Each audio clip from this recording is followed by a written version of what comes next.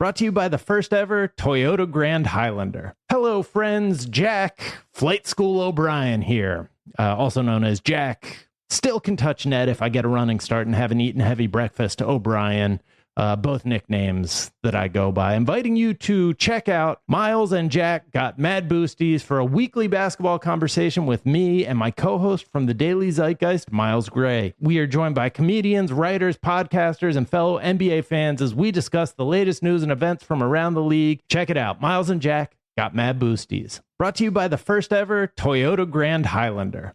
Hi, it's Gabby Reese, and this podcast is powered by Laird Superfood. It was created in our kitchen by my husband, big wave surfer Laird Hamilton, and it all started with a simple idea. What began as Laird's secret for long-lasting energy on the waves is now Laird Superfood, offering a full range of delicious plant-based creamers, coffee, greens, and more. Visit lairdsuperfood.com and use the code GABBY2024 and save 20% on your first order. It's time to get inside the Giants Huddle. Let's go, let's go, let's go. On Giants.com. I like it, I like it. And the Giants mobile app. Boom, give me some juice. Part of the Giants Podcast Network. Let's roll. Welcome to another edition of the Giants Huddle Podcast, brought to you by Citizens, the official bank of the Giants. I am John Schmelk. Today's guest is Doug Farrar. He's the editor for USA Today on their football side, also the author of The Genius of Desperation, a great book detailing scheme changes in the NFL over the years. We'll touch on that and a whole lot more. Doug, it's good to talk to you, man. I've admired your work for a long time. Hope the beginning of your offseason, even though we both know there is no offseason, is treating you well. I will be a week from today waking up in Indianapolis Scouting Combine, and I am crunching as much draft tape as I possibly can before then. So yeah, no, offseason. I get people saying, hey, you must, you time to rest. It's not July, so no, that's not how it works, as you know. Trust me, I feel you. For me, it kind of starts a little bit in the middle and end of May. You still have OTAs, but at least the draft is over. But you're right. Right now, last week I spent all week rewatching all the Senior Bowl practice tape, just trying to, make sure what I saw in person in Mobile was real. Because, you can watch these practices live. It's the same thing with watching games, right, Doug? If you don't rewatch it and take your time and actually look at everything. Oh, yeah. It's sometimes bad information. You know what I mean? On, what you see on first glance. You can get yourself in a lot of trouble with those evaluations if you're not watching it over. I mean, I do a podcast with Greg Cosell, who I know you know every week. And, Greg, we will sit there and, tape guys do this. We will sit there and watch a play 15 times. Like, well, what was he like? What's the indicator there? Like, Patrick Mahomes' long pass to Mecole Hardman where Tayshaun Gibson was looking back. Like, why are you doing that? I'm like, what was the indicator? Or that final completion to Kelsey in regulation set them up to tie it at 19. They ran mesh and they somehow perceived that the 49ers were going to run man coverage, which they almost never do in that situation. So you'll sit there and watch something 15 times, and if you're not, as you said, if you're not doing that, there are going to be some holes in your evals, which is not good. Absolutely. And by the way, we will have Greg Cosell on during our combine shows next week. And make sure you stop by our table at Radio Row, Doug. We'd love to hang out and at least meet you in person, say hi. And you can check them out on the X's and O's podcast with Greg Cosell. That's the by the way, I've known Greg about 15 years. No one has taught me more about football. He is the man. For all us Cape guys, he is Don Corleone. He's, that's the ring you kiss because he's earned it. Absolutely. He is phenomenal, does a great job. So definitely check out their podcast, guys, if you have the time to get deep into the X's and O's. So let's start there, Doug.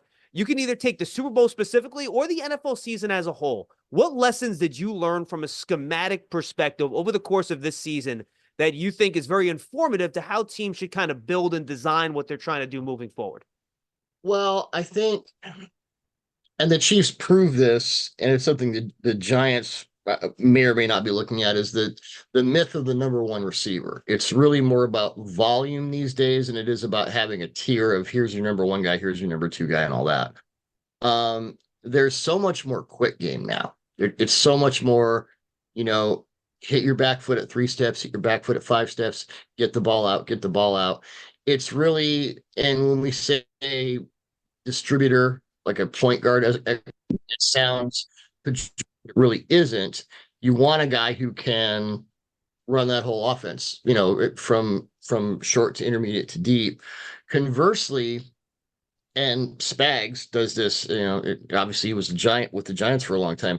He runs it's blitz, but it's also press coverage. It's getting tight in on those guys. And when we talk about the Giants, we'll talk about a pretty radical shift in philosophy from Wink to Shane Bowen. It's big. It's like, wow, you guys are going to have to do everything really differently. But like Deontay Banks, when I was doing my corners last year for draft, it's like, well, I kind of kept projecting him to the Giants because of Wink and because Banks was the best press man corner in this class. And I think that showed up on his NFL tape too. So really, two things I've seen are that more quick games. So part of the reason you're in quick game is because you don't want those pass rushers from all different gaps and stunts and blitzes and whatever. You don't want them getting to your quarterback. So if you can't get to the quarterback, you can deflect the ball or you can at least, pressure him or hurry him or get him off his spot. But how are you going to disrupt the quarterback if you can't get to him? You disrupt the receivers. You affect the timing of the route. So that's one thing. Another thing I've seen is, and it's a pretty common conversation, so much more for most teams, not the Giants last year, although I think they'll be doing it more this year with Bowen, a lot more too high. That's become the thing. The country cover 3 that we were used to with the, Tony Dungy's Bucks and the Legion of Boom Seahawks. I mean, you can couple teams run their defenses with middle of the field closed, but it really is more about too high and more. I see it more and more every season over the last 3 to 5 years. It's disguising coverage. It's, well, we look like we're in 1, but we're actually in 2. We're going to move this guy back. We look like we're playing off. No, we're playing robber. I think the most dramatic thing I've seen over the last couple seasons is the number of coverage switches. Like here's what it is pre-snap, here's what it is post-snap. That's another way to disrupt the quarterback without getting to him. No, I'm with you 100%. And I think what you've seen from teams you can early downs, it's very important to play 2 high safeties, right? On early downs. I think you have to, because if you play too much man on early downs, you can give it big plays over the top. Teams will run that play action. Mm-hmm. You can max protect even. You get those guys deep over the top against single high, and you can make those big plays. And I think watching Shane Bowen, and why don't we talk about it now? Yeah, he that's his framework, right? He's going to start in too high, and he will try to move guys and shift into different things off of that too high coverage, right? So as the Giants try to now build out this defense, you have some building blocks. Kayvon Thibodeau, Dexter Lawrence up front, Bobby Okereke, the middle linebacker, Deontay Banks at corner. What are the other pieces? We'll see about Xavier McKinney. He's a free agent. What type of pieces do you think they need to build out on this defense in order to run that Bowen system successfully? Yeah, and McKinney had a really good year. Wow, he really popped off the tape. Well, last year, only the Vikings had a higher blitz rate than the Giants, 45.4%. No surprise there, it's a wink. Bowen's Titans had a blitz rate of 22%. Wink relied heavily on single high coverage, especially cover 1. Titans were a big 2 high defense under Bowen. So there's a lot of changes coming, and it'll be interesting to see which players Bowen sees as his guys and what should be a radically different defense overall. Now, Bowen's a smart guy. He's not going to come into, okay, we're just, we're going to play 2 high zone, and I don't care that nobody's good at that. He's going to adapt to his personnel, but they do have pieces. I mean, Dexter Lawrence is the best nose tackle in the NFL by a crushing mark. He is one of one. And he can also go all over the line. And, McKinney, upcoming free agent, had a great season. The Isaiah Simmons, making him more of an edge rusher shows you how much they needed another edge. They need a bookend for Thibodeau that can play at that level. I think their secondary, Banks, I think is great. Darnay Holmes and Pinnock were underrated in coverage. Okereke is a really good player. So they've got some good pieces. I think definitely another edge rusher. The Leonard Williams trade points to a need for maybe somebody not so much inside, but inside outside. I mean, Jeffrey Simmons role, right? That type of role, Jeffrey Simmons role. Yeah. Well, I mean, sort of, although Williams was more like he would flip from end to tackle, whereas Simmons is more edge to off ball. They need a guy who can, I would say they need an edge and they need a sort of do-it-all guy on the line. That would help. But I would say they need at least one reinforcement on the defensive line. I think they need probably another linebacker. If they lose McKinney, they need another safety because this is going to be a 2-safety team for sure. So, but they have good pieces. I mean, they've got 4 or 5 really good players. that you can build any defense around. It's just a matter of what will they be doing and how will they be doing it. And at this point, we don't know, because it's hard to go. It was like when the Vikings went from Ed Donatel to Brian Flores, and everything just completely changed. Took a while. It does. I mean, you're asking these guys to do different things than they were. It's more stunt heavy than blitz heavy, and there will be those switched coverages. With the practice rules you have and what you're allowed to do and not do in practice, it just takes a while. A lot of times those early games in the regular season are practice games. So that's what it turns out to be. So I will be really interested to see how that defense looks over time. No, I agree. And I apologize for interrupting. I meant that Jeffrey Simmons role, not the Isaiah Simmons role on the defensive line, that kind of three technique Oh, no, spot. Jeffrey. Yeah, I think that's Lawrence. I think that's Lawrence, because he is the best nose in football. But for a guy who weighs, what, 340? You can play him at 3. He can burn you out at the edge, and he will. I mean, I saw him chase mobile quarterbacks all the way to the sideline. Like, you cannot be that big and be that fast. He's what I loved him coming out of college, and he's just one of my favorite players. When I turn on the tape on a Monday morning, I'm like, yeah, I want to watch him. He's one of those guys. No, absolutely. Last thing, and I think it's interesting because Bowen did not play his nose over the center a lot last year with Tennessee. Right. They kind of still use that Y9 thing from when Jim Schwartz was there. So I'm curious to see if he adjusts his fronts a little bit. So Lawrence plays over the center more, which he's done so successfully the last 2 years. I'm curious to see if he makes that type of front adjustment or not. Well, and the Titans were kind of a 4 on the floor front. And another trend we've seen a lot more is either diamond, just 5 across, or bear fronts, where the bear front, and I got into this in my book, you're trying to create single teams, nose tackles head over the center. The ends in this case are to either the outside shoulder of either guard. So you're creating those one-on-ones, and then the outside linebacker in this case can do whatever. But maybe they'll run more 5-man fronts, and they can run Lawrence. I mean, Lawrence can line up anywhere and just kick your butt. He's that good. No, absolutely. Last thing on the defense schematically, and then we'll jump over to the offensive side of the ball here, Doug.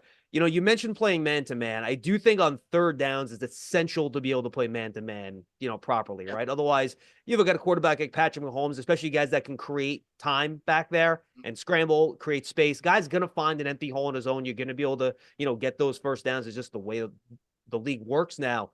And I think it's interesting, the importance of those mixing up coverages, right? Because if you play man on every third down, you're going to get those bunches, you're going to get the stacks, you're going to run picks, you're going to free guys up, you're going to do all that sorts of stuff. So I to your point, disguising and mixing coverages up, but being able to play man, I think in those critical third downs, which is what the Chiefs did against the Niners, and no other team really did against the Niners. Even Dallas, who plays as much man as anyone, they played a ton of zone against the Niners earlier in the year, right? It's just so important to be successful in those critical situations. Yeah, it's funny. I got to talk to Eli Manning for about 15 minutes at an event during Super Bowl week in Vegas, and we spent about half the time talking about Spags' plan in Super Bowl 42, just what he did. And Eli brought up some things that even I hadn't thought about, because he's obviously very smart. And he said, he did everything you're not supposed to do, and he got away with it. And it's interesting to me, and I brought this up in various podcasts and articles, that the Chiefs and Niners, neither one of them have a coverage type. They don't really do one thing. And I think that's another, as we talk about trends in the NFL today, if you're stuck in one coverage, you're dead. That doesn't work anymore. And it's, I think it's the reason that there's a lot more cover 4 quarters, which is what it sounds like. It's each defensive back has responsibility for one quarter of the field.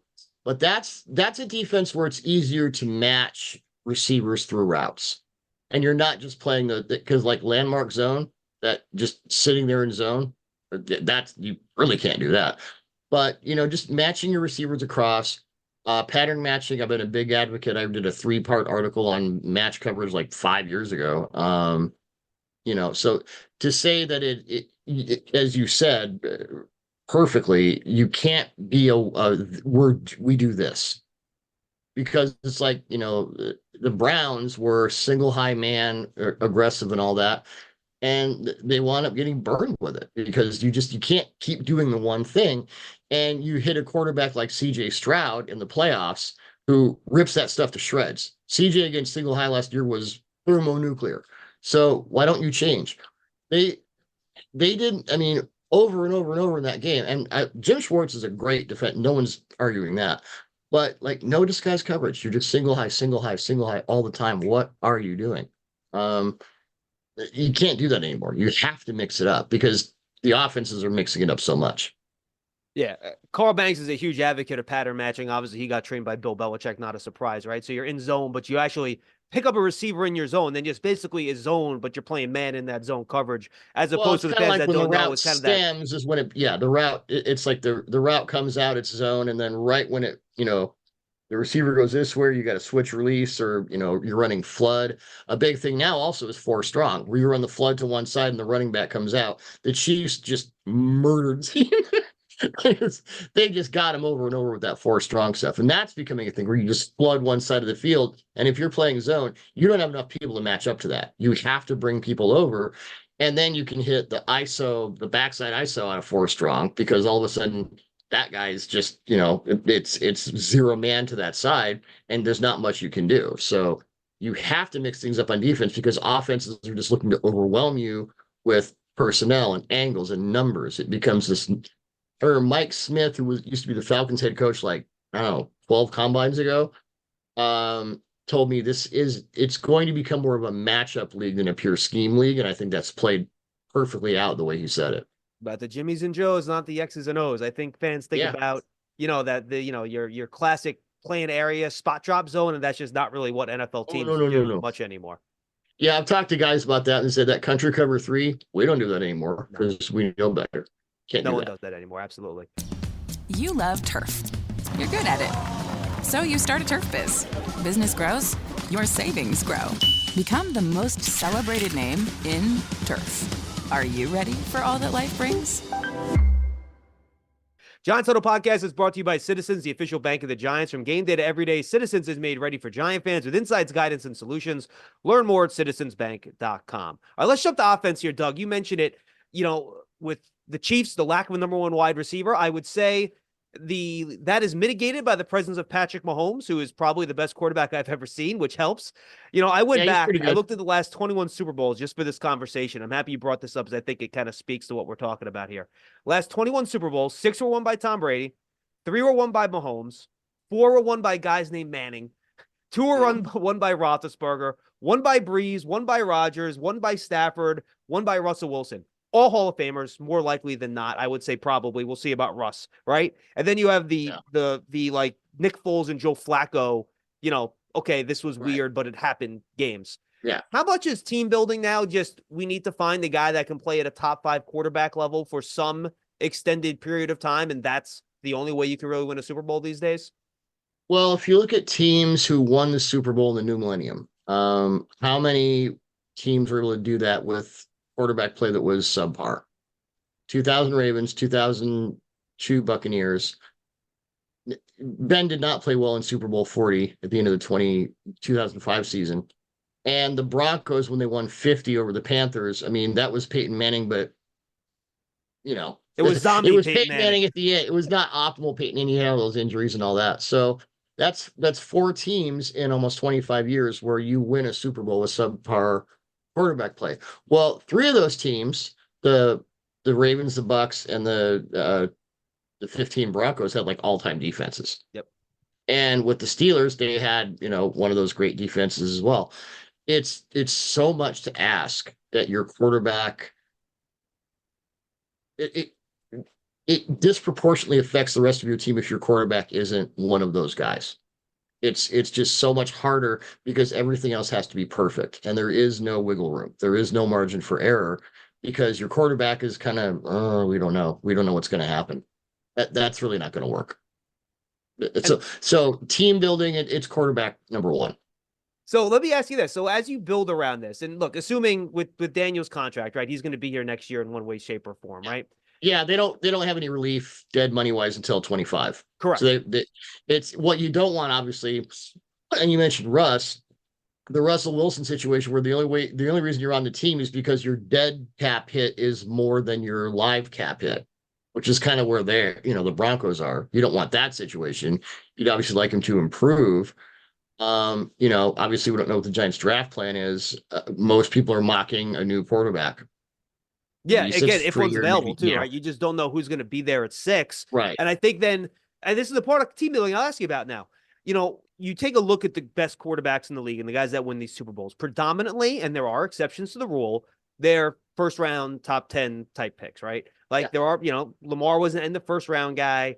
Dak Prescott's a, day 2, day 3 guy, actually. So there Yeah. are some guys that break the mold. Are you a fan of what the Packers used to do and what a lot of, the Niners did back in the day, where you just keep drafting quarterbacks, you keep throwing darts, even if it's day 2, day 3 guys, and hope you eventually find something if you're not in the position to use a premium pick on a quarterback? And maybe the Giants will be, who knows? We'll have to wait and see about that, right? But, Right. what's your take on how you try to find that quarterback if you don't have them, which is really one of the toughest things to do in all sports? I think your backup quarterback is, I mean, you guys found this out last year with Tyrod Taylor. Your backup quarterback is one of your most important players. I'm in Seattle, so I was here when Russ was still the quarterback, and they would bring Geno Smith in and then release him and bring him back and release him and bring him back and release him. Russ had that injury his last year in Seattle, and Geno came in and played really well, and I kept him afloat. And then when Russ left, one of the reasons they made that huge trade, the Seahawks did, was because, hey, and Geno, I think we got something here. So, yeah, I am a fan of that. I don't, you put a lot of your eggs in that positional basket, but you can't put it all in one guy because, Andy Reid, by the way, going back to his days with the Eagles, has been brilliant at taking guys who were, okay, like league average or league below average, maximizing their strengths, and they would go out there for 3 or 4 games. I mean, Kevin Kolb got that $60 million contract from the Cardinals because of what Andy set him up to do. So yeah, you have to have a good backup quarterback. That's one of your most important guys. So yeah, I am a fan of that. All right, and again, folks, the reason I bring that up, Joe Shane has said that they need to add to the quarterback room this offseason. We'll see how they do it, whether it's in veteran free agency, to Doug's point, in the draft. We'll see how they handle it, but Daniel Jones is going to be here, and he's likely going to be the starter in week 1 if he's healthy. So just something to keep an eye on as we move forward. Want to touch on one more quarterback thing, Doug, before we jump to the book and some historical stuff, which I really enjoy. Sure. I know you're going through the college shape. I'm doing the same thing. I haven't gotten to that second tier quarterbacks with Penix, McCarthy. I've watched them on TV a lot. I haven't watched the actual tape yet, but I did watch every snap of the top 3 of Williams, May, and Daniels. I saw you had 2 little quick scouting reports up on Daniels and May. And I think it's I scouted. I don't want to say I've watched like 2 to 3 games. I like to watch 5 or 6, so I'm not done.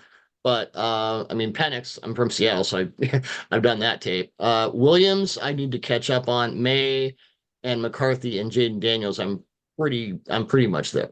Okay, so I think May, Daniels, and McCarthy are the 3 guys we'll touch on then, right? Yeah. I think depending on who you talk to, some people like Daniels better than May. Some people like May better than Daniels, and that's kind of a flip-flop situation.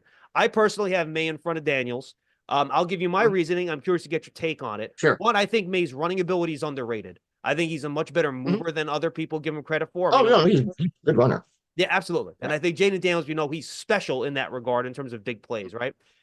Daniels, I think, more accurate downfield thrower. You mentioned the slot fades to Neighbors. It's all over the tape. It's everywhere. It's ridiculous. Neighbors, slot fade. It's everywhere. But I'll just break in passes of 20 or more air yards last season. He had 22 touchdowns and no interceptions.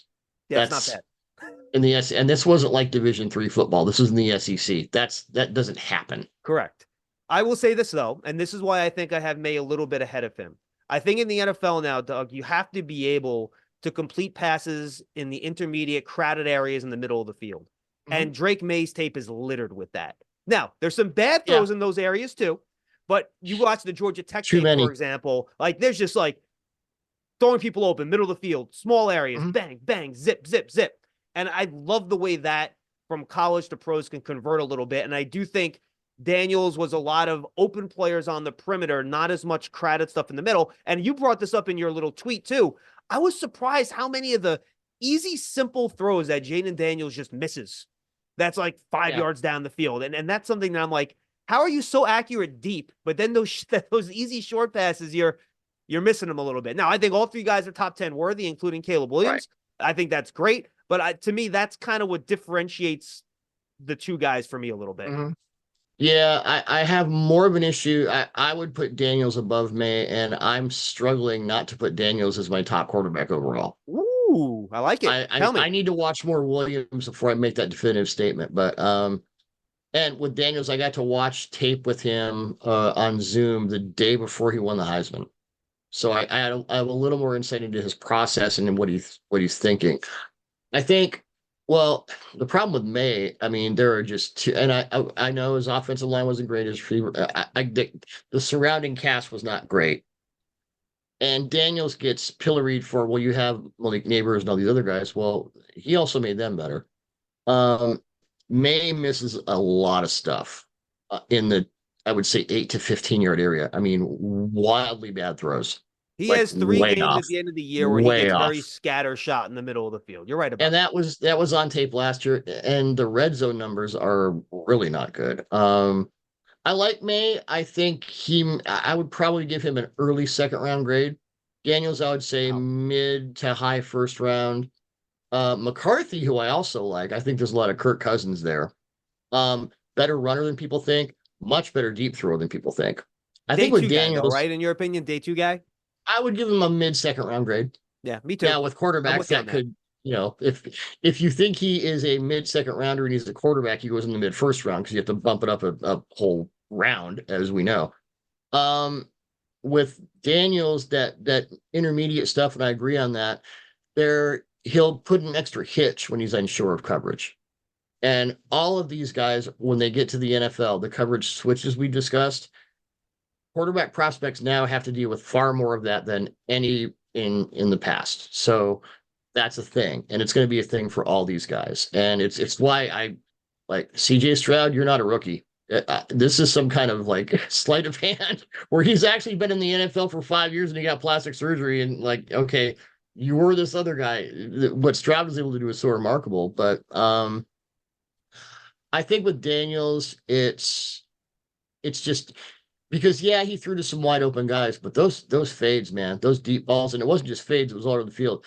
I mean, there were fade touchdowns where it was, cornerback's right behind this guy, and he just throws it here. So he's got that location, tremendous runner. Very few top tier draft prospect quarterbacks can say this. He completed over 70% of his passes last season, and he averaged 11.5 yards per attempt. And going back to when I was scouting Robert Griffin in 2012, Griffin had that over 70%, over 10 yards per attempt. If I see those two things together in a high conference player, I'm like, okay, this sets you apart. This makes you different. So the more I've watched Daniels over the last few months, the more I'm like, and I need to go back and watch Caleb Williams more before I make this statement. But if I come out of this thinking he's my QB1, it wouldn't really surprise me. All right, two Like quick QB1 follow-ups there, overall. Doug, and then I want to jump to the history stuff, okay? Yeah. One, you said you watched a lot of Penix. Curious your take on him. If you take the medicals out of it, because we don't know what's Medicals are huge. I think Medicals are without the huge. medicals, I think without the medicals, he's a mid first round guy. Fair enough. I think he's a that would first not round surprise prospect. me. I think, I think early second, late first. But I think he'll get picked somewhere in the middle of the first. To your point, everyone gets elevated up, right? By the way, the only reason Penix isn't the best deep fade thrower in this class is because Jaden Daniels is, but he also does that tremendously well. Very smart player. The Michigan game revealed some things that I want to go back and look at a little bit more. But yeah, great player. I mean, my comp for him is actually Geno Smith. Yeah, I think he's a great downfield thrower. Great. Yeah. Him and Daniels are both awesome downfield throwers. If you want to, So the medicals could put him in the 4th round. Yeah. The medicals could make him undraftable. The medicals could put him mid first. It's rare that a prospect is this dependent on that, but he certainly is. All right, and then the other follow-up, and then we'll get there. to the historical stuff. Yeah. It just shows you how hard it is to scout these quarterbacks, right? Like I watched a ton of CJ Stroud in college last year, and in that Ohio State offense, until you got to the national championship game against Georgia, when he did some of that, some of the off-schedule stuff you liked, there was no reason to think he was going to be this advanced that early if you watched him play at Ohio State all year round with the way he played in that offense. And it just shows you, we can watch all the tape we want. These evaluators can talk to all the people that they want. Until you see the quarterback in your situation, you have no freaking idea how good this guy or bad this guy is going to be.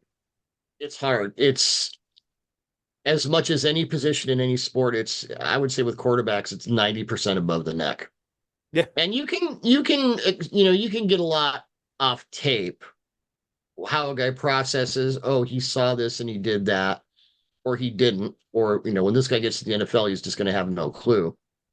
You can extrapolate a lot from tape, but really, unless you're sitting down with the guy and you have him on the whiteboard and you bring him in for a team visit and say, okay, he gets it. And Stroud, that was a rare thing. That doesn't happen. The last guy I saw who had that much on the ball was Andrew Luck in 2012 when Bruce Arians threw his 700-page playbook right at Luck's head, and Luck went, "Oh, okay, we can do that." But that happens every decade or so. So it's tough. It's because so much of it is, what's going on between the ears, and you don't know that from tape. I mean, you can get an idea, but you don't really know. Right. And quarterbacks are so impacted by the surroundings too, and what you're asking them to do, that's going to impact that entire evaluation. I'm with you. 100%. Well, that's the other thing. Stroud was without, 1 to 3 of his top 3 receivers for the season. Yeah. Due to injury. I mean, the guy just did everything you could possibly want. It was ridiculous. You're ready for a change. Payday comes early with Citizens, so go to that retreat.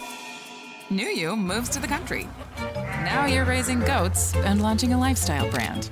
Are you ready for all that life brings? Giant fans love a winner. It's why they love Citizens. Named a 2022 Best Bank in the U.S. by The Banker as the official bank of the Giants and sponsor of the Huddle. Citizens is made ready for Giant fans and fans of Big Blue. Learn more at citizensbank.com. All right, Doug. So I read this book over the summer. It was one of my projects. It's called The Genius of Desperation, the schematic innovations that made the modern NFL. It's an awesome book. For the fans that want to learn more about scheme, I really suggest you go to Amazon, you go check it out, you buy it. It's terrific. And I want to get to how it affects the modern NFL here, Doug. But first, I've learned a lot about stuff in the past that I didn't know. Like, I didn't know who Sid Gilman was and what a big innovator he was in the NFL. And that's a name I think a lot of fans don't know. I didn't realize how close Bill Walsh was to Paul Brown and how tight that connection was and why he didn't end up doing what he did in Cincinnati that he did in San Francisco, right? So just talk about some of the historical nuggets in there that you think fans might find interesting that they probably don't know about. I think the most interesting guy to write about in that book was Clark Shaughnessy, who George Halas hired as a consultant in the 30s for $2,000 a month, which in the 30s, that was big money.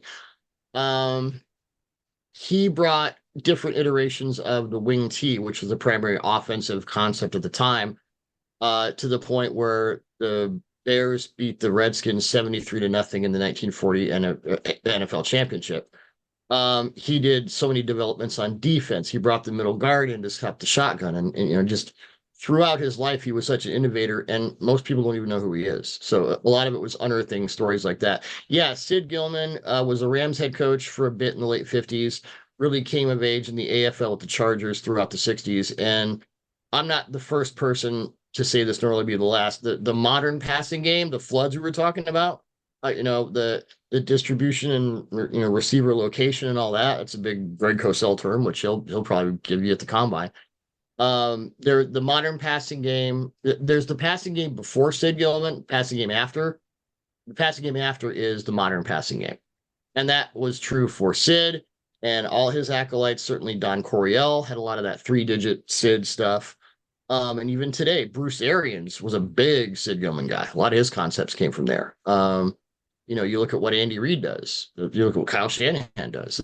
There's a lot of that stuff there. So I had read a book called Inverting the Pyramid by Jonathan Wilson. It was a great chronological schematic history of soccer going back to the late 1800s.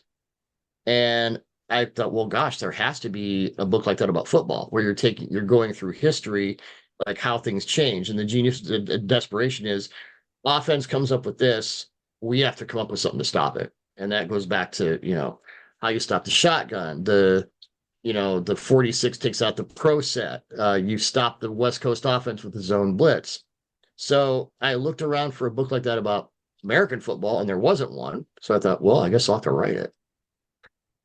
Yeah, it's a great book. And I think you write the book you want to read, right? That's. Absolutely.